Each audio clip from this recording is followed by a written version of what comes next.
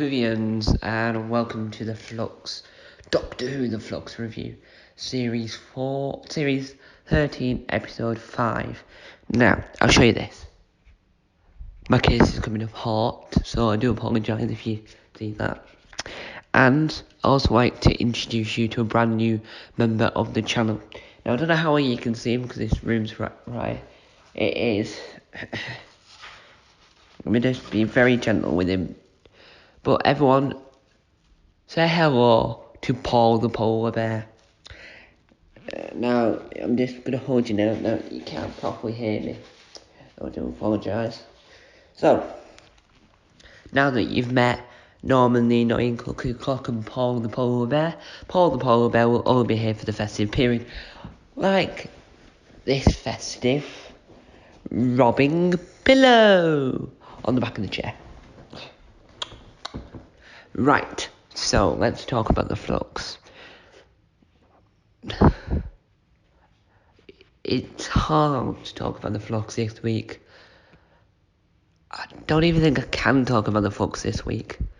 It was such a fantastic episode. And we learned a lot more than ever before with this series of the Flux. With this series of Doctor Who, should I say. I feel like, as the show is now, it's a lot different to where it was before the series began. So we've got a world-ending crisis, the Flux. I do like to say there is spoilers coming your way in the next few seconds. I forgot to mention that. I might even put the Jodie Whittaker spoilers video that she made. Nah, it'd be copyright that. But we have the Flux, obviously, which tonight we found out was world-ending. So they're ending the universe, and Technion, who is actually the Doctor's mother. Now my question is, where's the Doctor's real parents? Because obviously we learned that the little wormhole is in this other universe, the multiverse, as we say. Spider-Man No Way Home is about to start multiversing, because Marvel's going into the multiverse now with Doctor Strange into the Multiverse of Madness. We had multiverses from Loki and What If, the whole multiverse thing there. And because of the success of a multiverse there, Chris Chibnall thought, we'll take that multiverse and put it into Doctor Who. And how can we put it in? Well, we'll make the division being Technion, which having Technion's assistant be an Ood, or as I like to call him, Oliver the Ood. Let's call him Oliver the Ood. Is now the Flux. And the Doctor's mother, it's even weird saying that now. Saying Technion wasn't weird, because Technion was the member of the division. But it's now weird saying the Doctor's got a mother. Wow. Now, I am jumping ahead of the gun there. No, the bit from the cliffhanger wasn't very good last episode. I mean, it was a fantastic cliffhanger then, but when they introduced it in today's episode, it didn't work. I say it didn't work for two reasons, and two reasons only. Number one, it didn't work because it didn't fix anything or ruin anything, in a sense. In a sense of, the Doctor didn't actually become a weeping angel until for a longer period of time. We saw what was inside, and we saw the Doctor talking to the weeping angels, which they need to get sorted. They need to fix the weeping angels. Like last week, they had a booming, deep voice. That's my attempt at doing a booming, deep voice. There we go, that's a better impression. Now they want a high voice. Hi, hello, we're the weeping angels. That's supposed to be a high voice. Not very good at that. I'm not very good at that. Ha ha. See, you can still do musical numbers from the chair. Is that right there, Paul? Don't be silent, Paul. Come on, Paul, don't be shy. Paul, talk to me. What was your thoughts on the episode? Sorry guys, Paul's quite shy. Let's try and Sonic. I know it won't light up, but let's pretend so I can do a comedy sketch, comedy bit. Go on, now speak. This isn't gonna work, is it, this joke? We're gonna leave this in because then you know my thought process. Well, hello, I'm Paul. I absolutely love the episode. Now, last time there was someone else on here. He was a puppet. He's gone now. I sacked him. I run the channel, really. Haha! I'm the leader of TGM Productions. Anyway, I love the episode. I can't believe Chuck Taylor is the Doctor's mother. I absolutely love this series and I can't wait. Back to you, Tom, on the chair.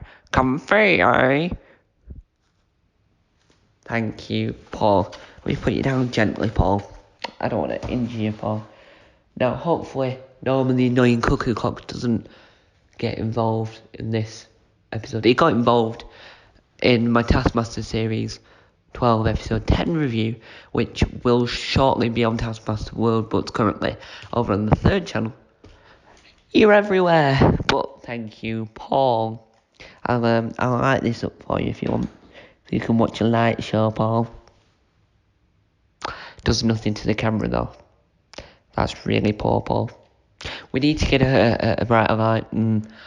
Anyway, let's not ask Paul's opinion anymore, because Paul's opinion was similar to my opinion. No, let's talk about Yaz, Dan, and I can't remember the other bloke's name, and that bloke from 1818, I think, who within the first episode, he now has more explanation of who he is. Who is he? You might ask. I don't know his name. Some famous man. But he walks between the different years and different places because it's a tunnel.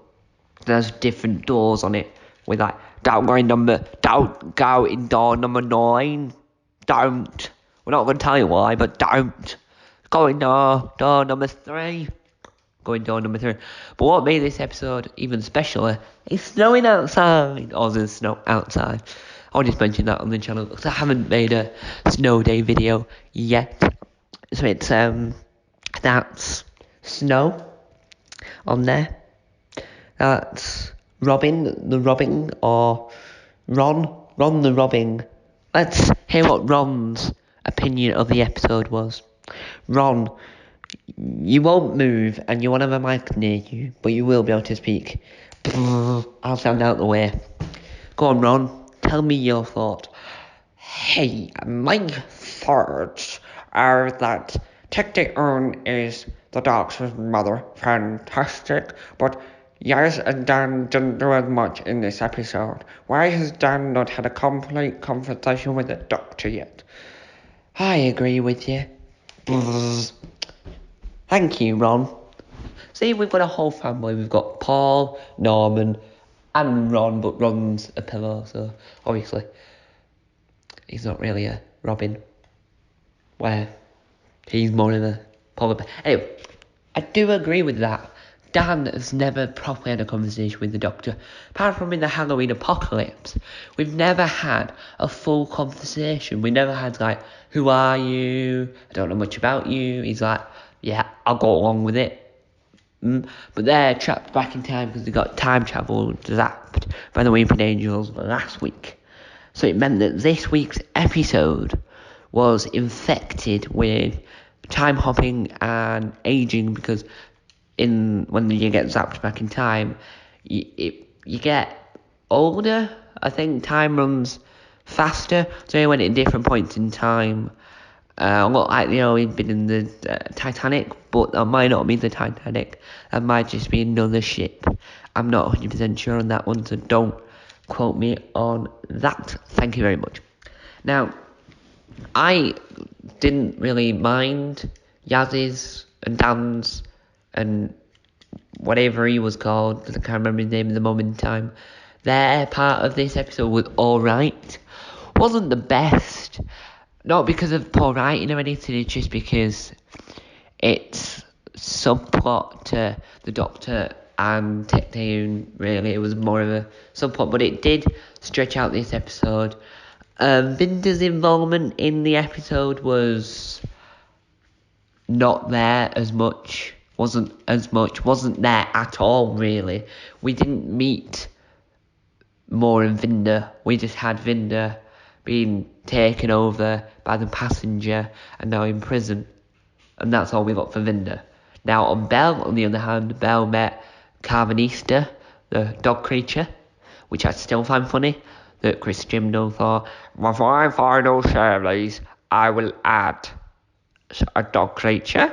I'll give it an odd name, Carvanista, and we'll knock back the eyelid, bloody mouth on the moon properly. And he sounded like John Thompson, and he isn't John Thompson at all. Now, we all know, or you might not know, that the confused adipose, Joe Street, I think that's what he's called. I don't think that's his last name, I can't remember exactly, but Joe from the confused adipose met the actor behind the passenger. So we all know that it's a costume, not CGI, which is even better for Doctor Who, because the makeup department now fantastic. Now, we're missing a ginormous part of this episode. Like, we're missing a ginormous part of the episode. UNIT, Unified Intelligence Task Force.